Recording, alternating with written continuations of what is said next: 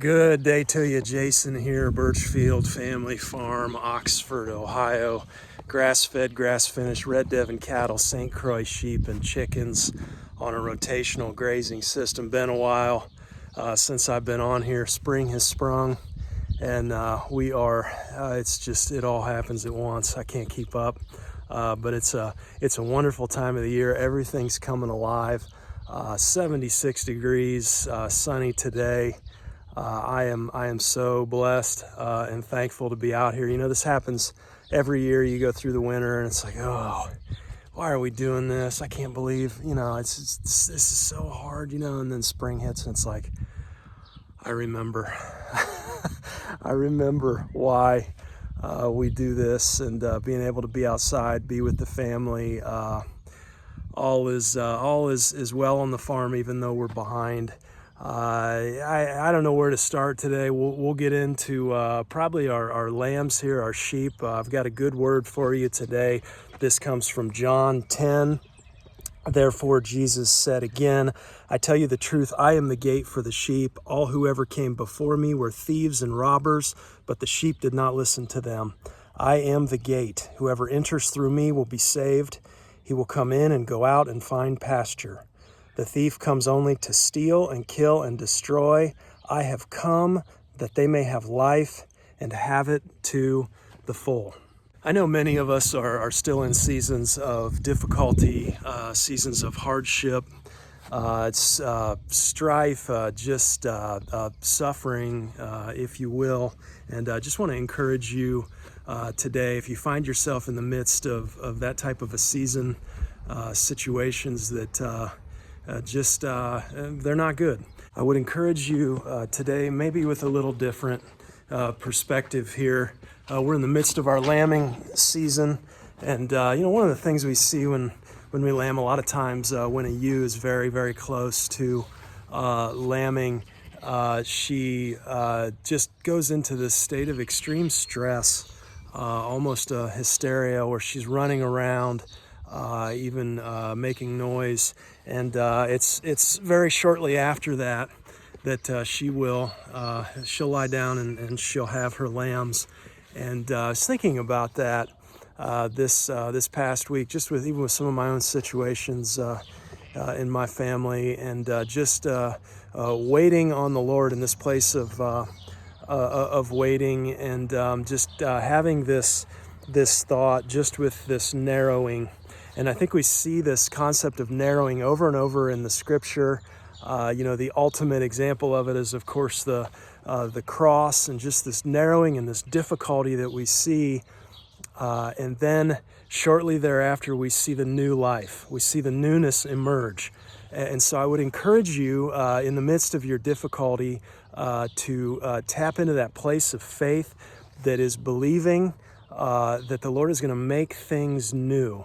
We know him as the good shepherd who provides pasture for us and provides good things. And I would encourage you just to lean into the narrowing in faith, with the expectation that the Lord is going to birth something through you that's going to be good. And so I'm not attempting to explain away suffering. Those are deep waters. But I do want to encourage you to look for the new thing that the Lord is birthing. I would suppose the ultimate example of this, each one of us will face death someday, and that really is the ultimate narrowing. But of course, with what I believe, death is not the end. It's only just another beginning. And so we see the narrowing, but then we see the wide open space after the narrowing. And so hang in there, don't give up, keep pressing on. Okay, we are in the midst of our lambing season here. You guys have heard me talk all winter about tax day lambs. Here we are. We started 3 days before. Tax day was Monday. We started Friday lambing, and have continued ever since. We have just about half of our mamas that have lambed here, so I think there's maybe 5 ewes that have gone and lambed, and 4 yet to go here. And so I want to take you guys around, show you our new additions here, and talk a little bit about. I see so many folks on forums and just people that reach out and they are lambing for the first time or even calving, and it's like I don't know if they're the young one is getting enough. I don't know. I have to go to work. I can't hang around all day and watch them all the time. How do I know? So my number one metric for new lambs, new calves, whatever's being born here on the farm, my number one metric, use a scale, okay? It's super simple. Get a birth weight. I don't come out here as soon as lambs hit the ground for a birth weight. Okay, I want to give like 5, 6, 8 hours if I can. Sometimes I'll give the rest of that night if they're born late at night. Give the rest of the night. Let the mama bond with the lamb or the calf, and then when things are settled down, when everybody's lying down ruminating, then you can whisk them off, and we'll get a birth weight. And so I love to do that. We're gonna quantify. Not only is that birth weight kind of telling you where you're at somewhat on the health of the lamb, but it's also you're going to be able to take that weight the next day, and to me that's the important day. And what I want to see an increase in weight gained from birth weight to that first day, and that's going to tell me that the lamb is getting sustenance, it's nursing, and it's actually getting milk. Okay, we can't really tell that. Some people say, well, look for the tail to wag or whatever. No, I want to know for sure. And so that birth weight, and then taking that weight on that first day, that's really we do this with calves as well. Sometimes you don't always see a gain, like I know typically with human babies, you'll see a decrease a lot of times from birth weight. After 24 hours getting the weight, you'll see a decrease. And that can be normal as well. But if I see that, I'll go to that second day then. So I'll take a third weight. And by that third weight, I should see weights going up. So let's walk and talk here. We have lambs in paddock number 6. You can see we started over there on 3, went to 4. We're on 5 this morning, and then moved over here into 6 for the day. And basically, the reason for this, I'm just not quite ready to start the regular rotational paddock 1 with the cattle. I need probably another few days. We could go today, but I'm gonna give that another few days. So I'm just skipping the sheep very, very quickly over top. We did some winter cover crops. A lot of it was rye, cereal rye, and you can see they're just nipping the tops off of that. And we're just gonna keep skipping down that way until we get into paddock 9, 10, and then 11. That's where we'll be running these guys, these mamas with the lambs here. Let's talk some numbers. You guys know I'm a numbers guy. This ewe here, look at these 3 beauties. She dropped triplets. This ewe, this is the 3rd year in a row that she has tripleted for us. She's one of the originals back from 2018. We've got amazing genetics starting out with most all these mamas. And so, hey, Mama's leaving.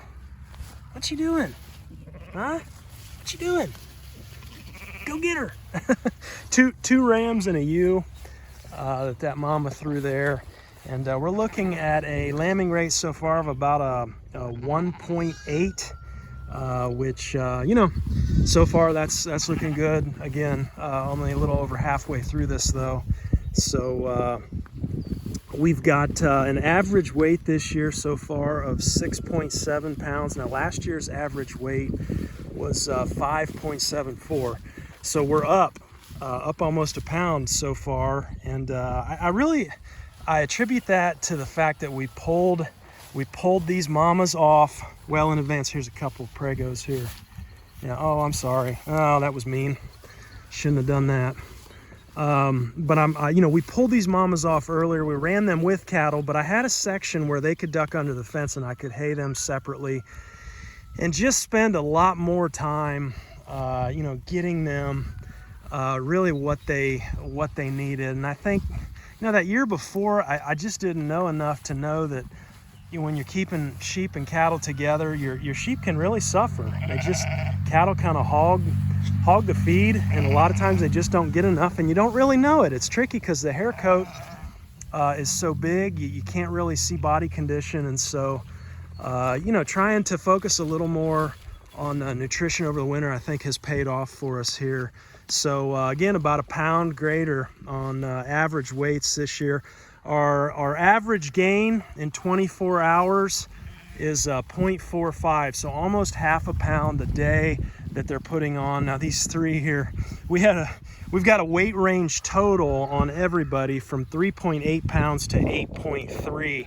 Now this little one here, this is a little ewe. Mama dropped 2 rams and a ewe, and that little ewe was 3.8 pounds. And so weighed her, with that birth weight, and I thought, oh man, that's pretty light, But I tell you, she came out and was born and had her head up in, probably 10 minutes. She was on her feet in under 20 minutes, and that is a really, really good sign when they get up and can nurse really early. And when they're up on their feet, typically in under 20 minutes is, to me, that's just exceptional. I think our record is 11 minutes we timed on the first twins that were born there. So 11 minutes, right? But when they hit the ground before they stand up, pretty cool. But that little ewe there was 3.8 pounds. Now that next day when I weighed her, she went from 3.8 to 4.7. That's like a 25, almost a 25% gain in 24 hours. I thought that was phenomenal. So that's exactly what I want to see. So even if you get a lower weight, typically you'll see that on triplets. You'll have one that's a little less than the others. And she threw I think that biggest ram was about 8 pounds, and then that other ram was 6 pounds, and then this little one here. But 25% in a day, she's doing just fine. She's going to make a great mama herself with those triplet genetics. But I tell you, 25% in a day, I was telling the kids, I said, that'd be about like me gaining 50 pounds in one day. My wife said, I don't even think that's possible, 50 pounds in a day. Anyhow, that weight range, 3.8 to 8.3. Our biggest one was 8.3. That was I believe a single ram. I love every birth that we have here, and every lamb that's healthy is important to me. I don't get as excited about single rams. A lot of times you'll see the first years throw singles, and that's fine. That's okay. Like I say, we're thankful for every bit of life here that we get, but love seeing the twins and the triplet births here. So we've got, like I say, 4 more set to go, and just not quite ready to start the rotation yet. Cattle are still over there. Oh, good grief. Still giving them some hay, and man, they are not happy about it at all. In terms of just the year, looking ahead for grazing here, boy, we've had just a phenomenal spring. Over an inch of rain on average per week here so far, 15 weeks into the year, and we've got over 15 inches of rain. This is at paddock 7. This is what we'll be coming on to. I mean, look at this. Just, that's about knee high. About knee high here on a lot of this. And so, the trick this time of year is keeping them skipping quick, just topping off the tops and not keeping them too long to where we're overgrazing. But in this here, this time of the year, we've got a tendency for things to really get a little bit longer, and that's okay with me. Recovering that soil and building that soil microbial network there, so that's just fine. Staying a little bit longer, but we'll keep moving these guys. I do run a net. You can see the net over there, and I do run a net for these guys at night. I don't know, 6-7 pound lamb. I just don't trust the raccoons and the skunks and the stuff that runs around at night. We do have coyotes around here, but they typically, I've never seen one come up here. And anyhow, we're just thrilled to have all these new additions. I think I said 9. Did I say 9 already? Nine lambs on the ground here. So hopefully, 18 to 20 range, maybe. That would be phenomenal. Look at this guy here. I had Sam. He's got a little 3D printer, and he's printing these off for me. It's got actually has a sleeve on the bottom that fits over a timeless fence post. I thought that was kind of cool. He's getting pretty good on the Fusion 360 design software, and then with the 3D printer, put a little lip on the back of there. There's a little vent, a little swallow houses to go on my posts here that match the white. I thought it was neat. I think hopefully we'll get some swallows to take up residence there. But let's pull one of these lambs off, and let's go get a weight. Okay, so I tasked the girls with getting weights on lambs, newborn lambs here. This is this is our second day, right? So we should see some gain here. Yeah. But this is great little homeschool activity here. Weights and measures. They got to learn how to work together, work the scale, and then get me the weight measurement that I need. Okay, this is number 14's ram here. He was 8.3 pounds yesterday. 9.1. 9.1. That is a very, very healthy gain. I know some of you will ask for lambs and calves. We use this Prime Scales Model PS IN202. This thing's been great. Had this for ever since we've been lambing here since what, six years plus, and it's been great for calves and lambs. I think it's more of a vet scale, that's up to 600 pounds. Only thing I regret is if you're going to go cattle, you probably want something bigger that can do cows and bulls, full-grown cattle. That's the only thing I regret about buying this one. But for lambs and calves, it's great. Just for that first day, that getting that birth weight, and then making sure that next day that you see a gain. Okay, we got some Cannabecks, Yukon Golds, red Pontiacs, I think, here going in the ground. They say around St. Patrick's Day is when you can start potatoes here, but we always wait. We have better luck. Go ahead, Sam. Chili dog on the 2-inch auger here.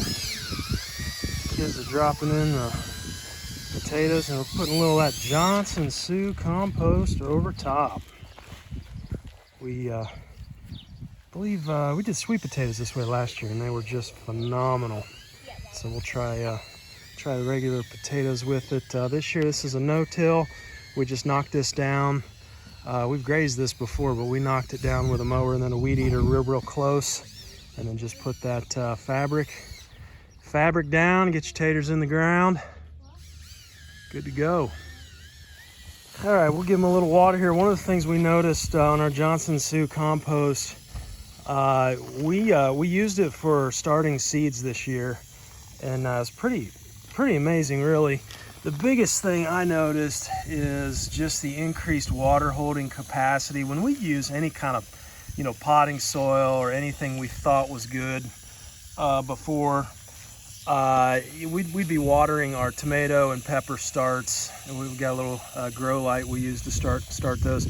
We'd water those every day, and with this Johnson Sioux here, I noticed really you really can't water every day, or you will overdo it. About once a week, maybe twice a week is what we noticed. So there's just a great increased ability, an increased water holding capacity with this Johnson Sioux, which I guess would make sense, with a lot of the other things we've talked about.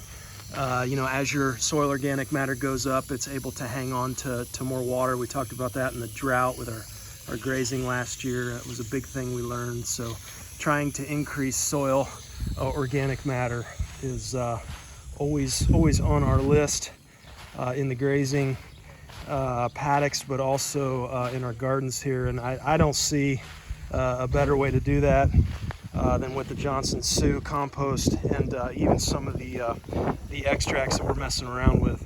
Hey, thanks for hanging with me today out on the pasture with the new life. Encourage you to keep your eyes open, spiritual eyes open for new beginnings, new life, and new seasons. Thanks for spending time out of your day with me today, and we'll talk to you next time. Take care.